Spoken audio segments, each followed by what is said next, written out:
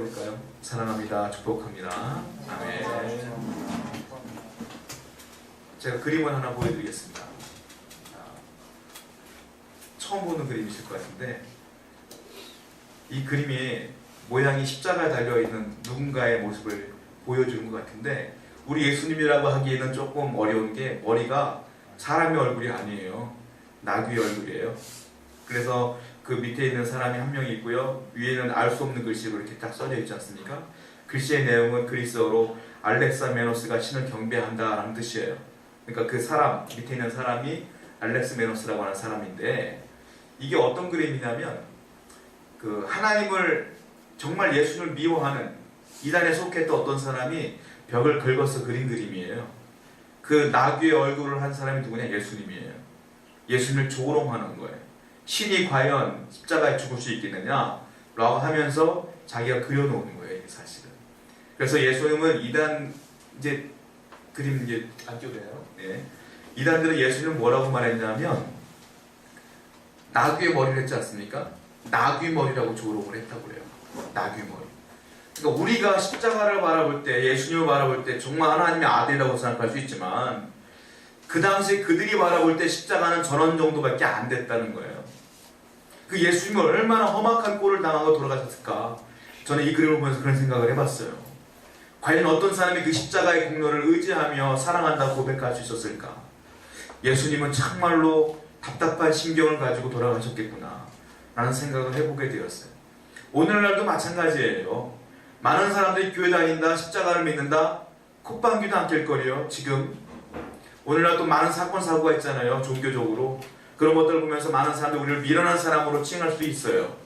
그러나 우리는 믿습니다. 십자가가 하나님의 능력이 됨을 믿습니다. 십자가로 인하여 구원받은 걸 믿습니다. 할렐루야. 이걸 믿게 여기 앉아있는 거 아니겠습니까? 그렇기 때문에 우리는 누가 우리를 조롱한다 할지라도 그 십자가를 자랑하며 그 십자가의 복음을 그들에게 전해야 될 사명이 있을 줄을 믿어요. 자, 바울이 우리에게 이렇게 얘기합니다. 고린도전서를 보면 우리가 느꼈던 말을 그대로 선포하고 있어요. 고린도전서 1장 18절 말씀을 보겠습니다.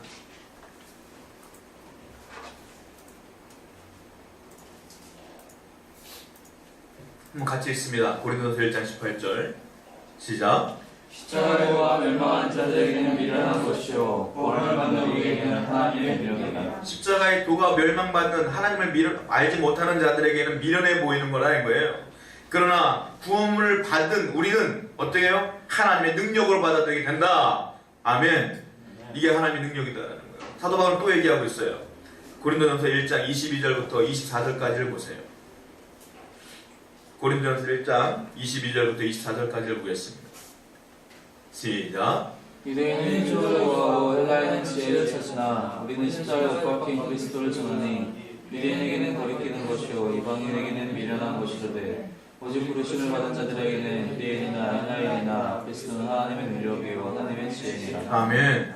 유대인에게는 거리끼는 것이요 이방인에게는 미련한 것이 십자가예요. 그러나 믿는 우리에게는 어떤 겁니까? 그리스도는 하나님의 능력이요 그 하나님의 지혜입니다. 구원을 받을 수 있는 유일한 길이기 때문에 우리는 그 십자가를 선택한 것입니다.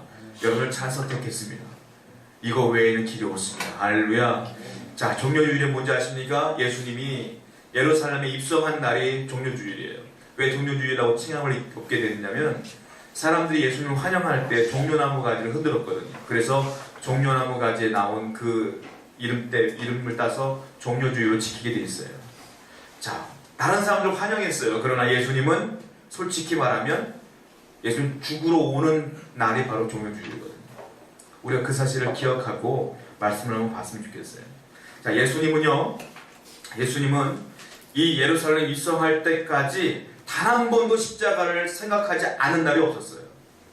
사역하는 내내 십자가가 예수님 머리에 있었다고요. 나는 언젠가 죽는다. 나는 죽어야 된다. 여러분, 사람 사는 게 불현듯 죽어버리면 문제가 없지만, 사고로 죽으면 문제가 없지만, 내가 3년 뒤에 죽는다는 걸 알고 살아간다는 건 비참한 거예요, 사실.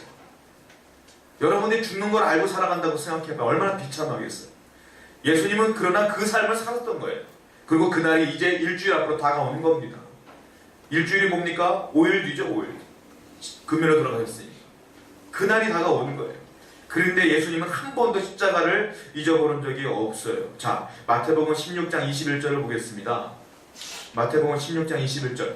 변화산 사건 기억하실 거예요. 예수님의 형체가 변화됩니다. 베드로가 고백하죠. 여기에 모세의 집, 엘리야 집, 당신 예수님의 집을 지어놓고 삽시다. 그 놀라운 기적을 벌인 이후에 예수님은 한 번도 십자가를 잊어본 적이 없어요. 자, 16장 21절 한번 읽어보겠습니다. 시작.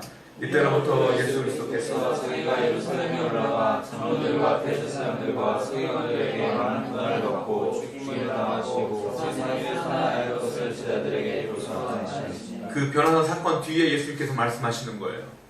예수님이 이미 알고 계신 거예요. 내가 죽는다. 그것도 그냥 죽는 것이 아니라 내가 그렇게 사랑했던 이 백성들 나를 정말 힘들게 때리고 나를 굴욕적으로 날 만들어 놓고 죽일 것이다 라고 알려줬다는 거예요.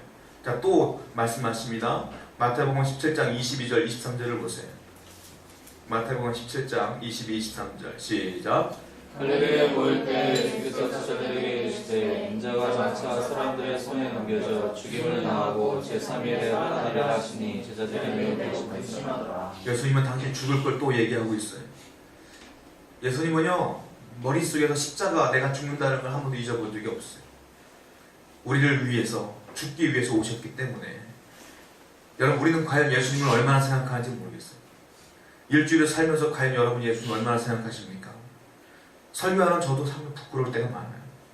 저도 정말로 하나님께 회개해야 될 사람인 것 같아요. 여러분으로 오죽하겠습니까?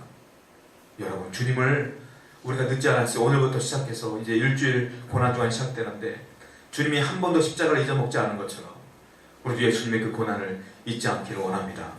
그 십자가의 사랑을 기억했으면 좋겠어요. 오늘 저는 두 가지를 여러분에게 설명하려고 해요. 첫 번째는 뭐냐면 예수님이 오늘 본 말씀 보면 나귀를 타고 입성을 했는데 나귀를 탔는데 저는 궁금한 점이 생겼어요. 나귀를 과연 어디서부터 탔을까라는 궁금함이 생겼어요. 예루살렘 문 앞에서부터 탔을까? 창피하니까. 아니면 예수님께서 지금 성경에 나온 벳바게라고 하는 동네가 있는데 거기서부터 탔을까? 이런 궁금증이 묘하게 올라오기 시작했어요. 그것이 너무 궁금했고, 또 하나는 많은 사람들이 종려나무 가지를 흔들면서 호산나 호산나 외치지 않습니까? 과연 그들이 호산나 외칠 때 어떤 마음으로 그렇게 환영했을까? 나는 이 사건을 알거든요. 예수님 돌아가시기 위해서 오신 사건인데 그들은 무슨 생각으로 이렇게 환영했을까? 그런 생각을 좀 갖게 되었어요. 그래서 여러분들에게 이 두 가지를 한번 설명해 보고자 합니다. 자, 1절부터 성경 말씀 우리가 읽었던 1절부터 4절까지를 한번 볼게요. 1절부터 4절까지 읽겠습니다. 시작. 그들은 예루살렘 벳바에 가서 갈랑산 벳바게에 이르렀을 때 예수께서 또 제자를 보내시며 이르시되 너희는 마르시면 마을로 가라. 그리하면 곧 내 나귀와 나귀 새끼가 함께 있는 것을 보이니 풀어 내게로 끌고 오라.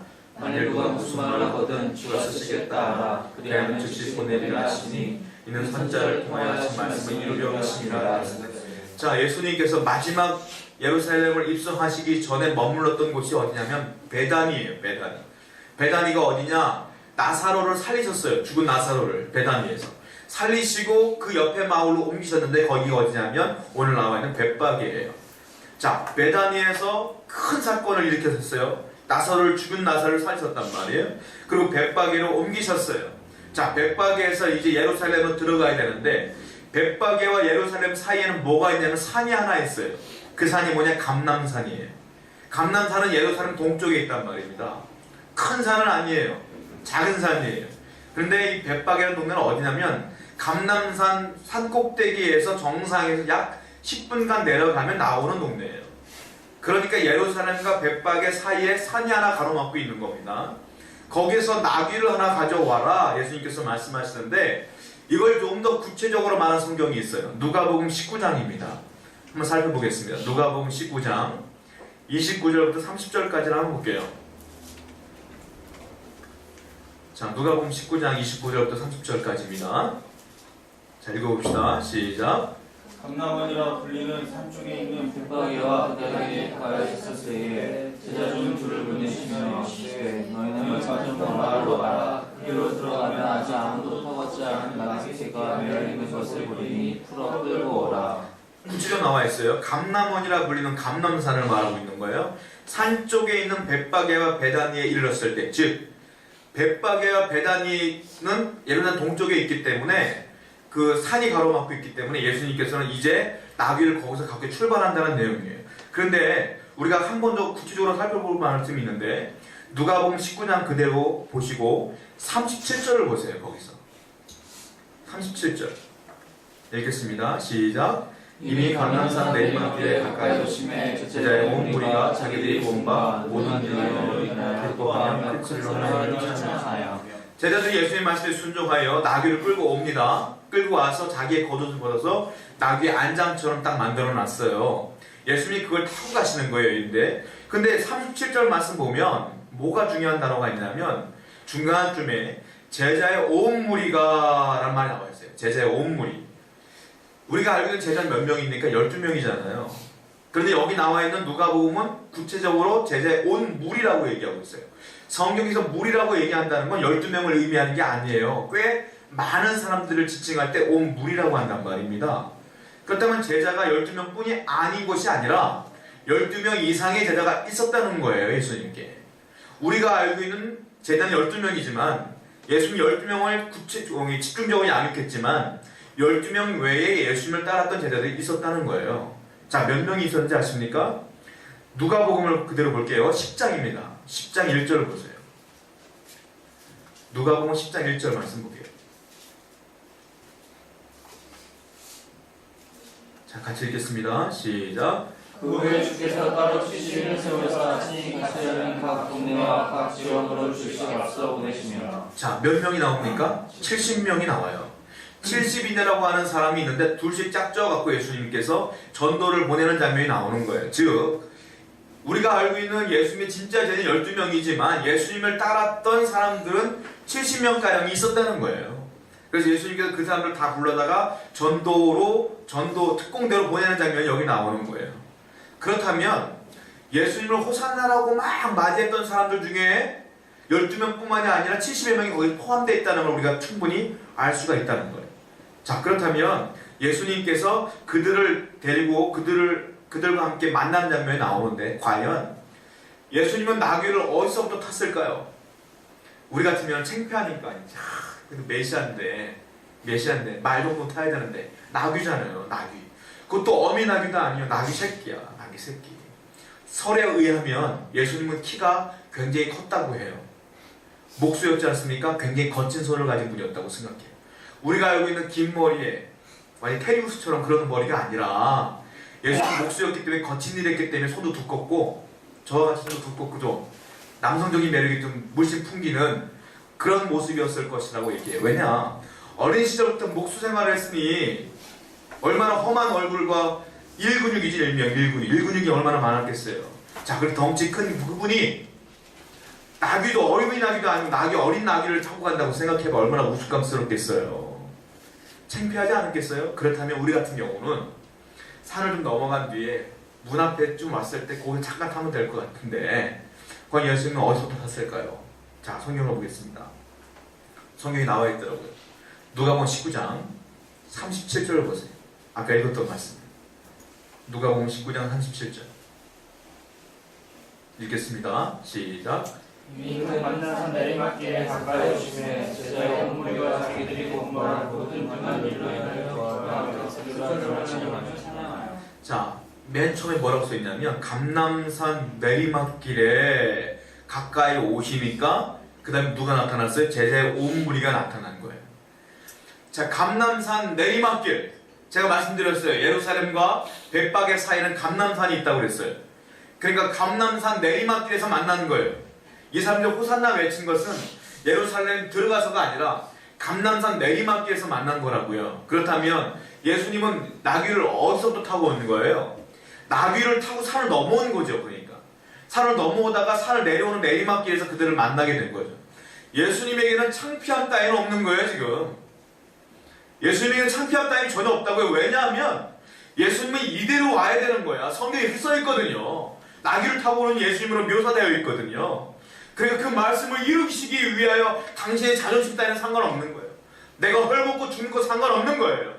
인류의 구원을 위해서라면, 이들의 구원을 위해서라면, 당신의 말씀의 성취를 위해서라면 그러면 아무 게도 없는 거예요. 그런데 오늘날 우리는 너무 우리를 따지는 것 같아요. 내가 복음을 증거할 때 그들이 어떻게 나를 바라볼까? 내가 예수 믿는다고 말할 때 그들이 어떻게 바라볼까? 너무 나를 사랑하는 것 같아. 여러분, 예수님은 그런 거 아무것도 없었어요. 우리를 위해 돌아가시기 위해서 당연히 자존심 버린 분이 예수님이세요. 우리도 오늘 다시 한번 기억했으면 좋겠어요. 나를 위해 살지 말고 정말 주님을 위해서 한번 살아봤으면 좋겠습니다. 아멘. 우리 주님은 그런 분이었다는 거예요.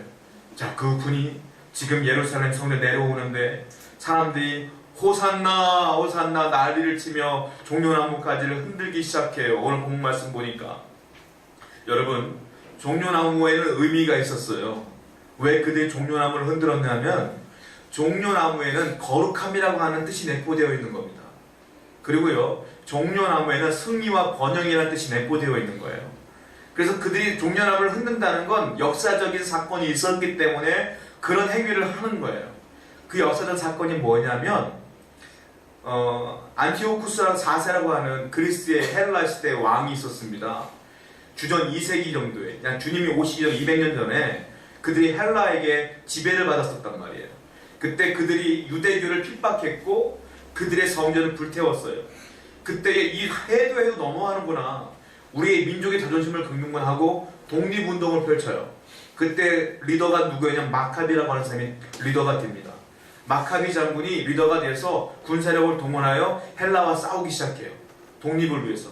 그 전쟁은 약 12년간 계속되어져요. 그리고 나중에 그 마카비가 이끄는 군대가 승리하게 됩니다. 승리해서 이스라엘이 다시 회복되게 돼요. 그때 마카비 장군이 입성할 때에 그들이 흔들었던 가지가 뭐냐? 종려나무 가지예요. 그 종려나무를 많이 흔들면서 우리가 구원받았다 하고 외쳤던 것이 그 장면이라는 거예요. 이게 역사적으로 그럴 때 이후로부터 계속 이런 사건이 벌어질 때마다 그런 종려나무 가지를 흔드는 거예요. 자, 이들에게는 지금 누가 다스리고 있습니다? 다스리고 있습니까? 로마가 다스리고 있습니다. 로마로부터 압제당하고 있어요. 이제는 헬라가 아니라 로마에게. 그들은 바랬어요. 뭘 바랬냐면 성경을 보니까 메시아가 온다는 예언이 많이 있는 거예요. 아, 메시아가 오겠구나. 그런데요, 메시아가 올 때 어디로부터 온다고 써있는지 아십니까? 동쪽으로부터 온다고 써있어요. 그런데 자, 예수님이 어디서 출발했죠? 벳박이로부터 온다고 했지 않습니까?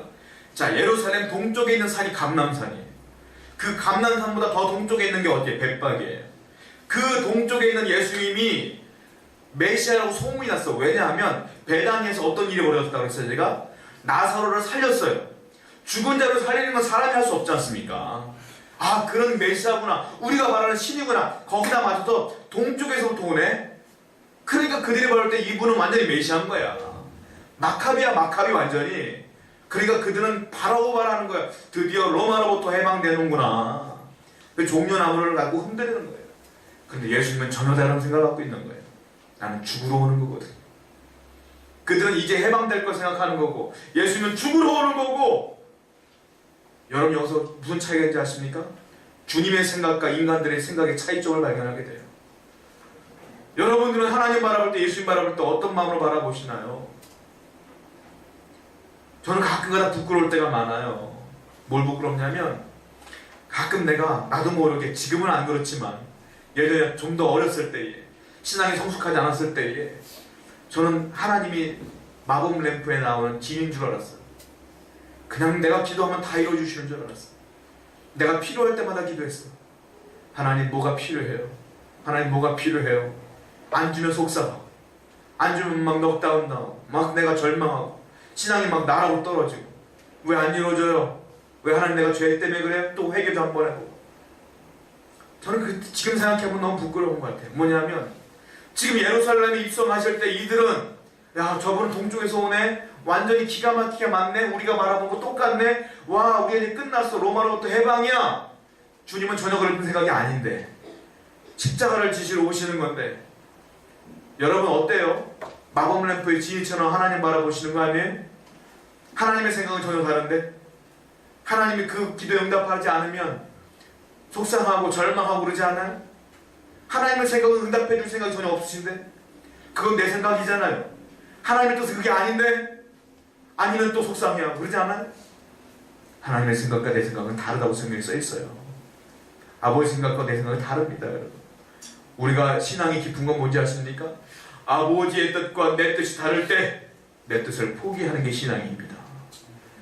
할렐루야. 오늘 이 시간 기억했으면 좋겠어요. 우리가 일주일을 또 보내고 고난주간을 보낼 텐데 과연 하나님의 뜻대로 내가 살았는가를 되돌아봤으면 좋겠어요. 그리고 일주일 동안 하나님의 뜻대로 삽시다. 그 일주일이 한 달이 되고 1년이 되고 평생이 됐으면 좋겠습니다. 하나님의 뜻대로 살아가는 저와 여러분 되길 축원드립니다. 주님의 뜻은 뭔지 아십니까? 말씀의 예언을 성취하는 거였어요. 자, 성경을 보겠습니다. 스가랴서 9장 9절입니다. 스가랴서 9장 9절 말씀을 보겠습니다.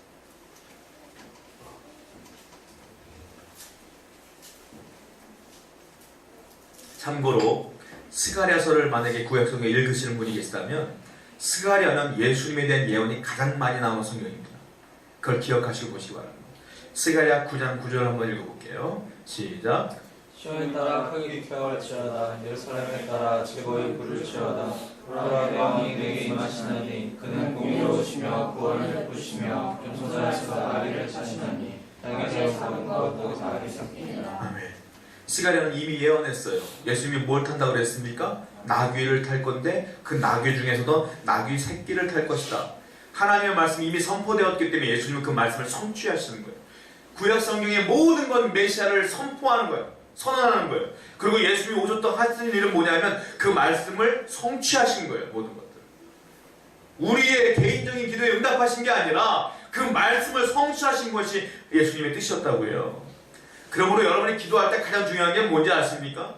내 환경이 완전히 변화되는 게 중요한 게 아니에요. 가장 중요한 게 뭐냐면 하나님의 말씀을 듣는 게 진짜 중요한 거예요. 그 언약을 듣는 것이 진짜 중요한 거예요. 왜? 그 언약은 반드시 성취되기 때문에. 할렐루야. 그러므로 기도할 때 항상 하나님의 약속을 들으시기 바랍니다. 듣기 위해 기도하는 거예요. 우리는 성취가 안 됐습니까? 성취될 겁니다. 이걸 믿는 게 믿음이고 이 믿음으로 나아가는 것이 우리의 신앙생활 아니겠어요? 자, 예수님이 그 말씀을 성취하십니다. 그것도 모르고 어떤 일이 벌어지냐면 예수님께서 예루살렘에 입성하는 가운데 또 한 사건이 벌어지죠. 어떤 사건입니까? 그 입성한 뒤에 요한의 어머니 야고보의 어머니가 주책맞게도 예수님 옆에서 이렇게 얘기하죠. 나중에 당신의 나라가 이루어졌을 때, 이 말은 즉 이 요한의 엄마도 예수님께서 마카베와 같은 존재로 생각하고 있는 거예요. 당신의 나라가 임했을 때, 당신이 왕이 되었을 때, 예루살렘이 왕이 되었을 때 내 아들 두 아들 요한과 야고보를 하나는 왼쪽에 하나의 오른쪽에 대십시오. 그렇게 얘기하고 있는 거예요.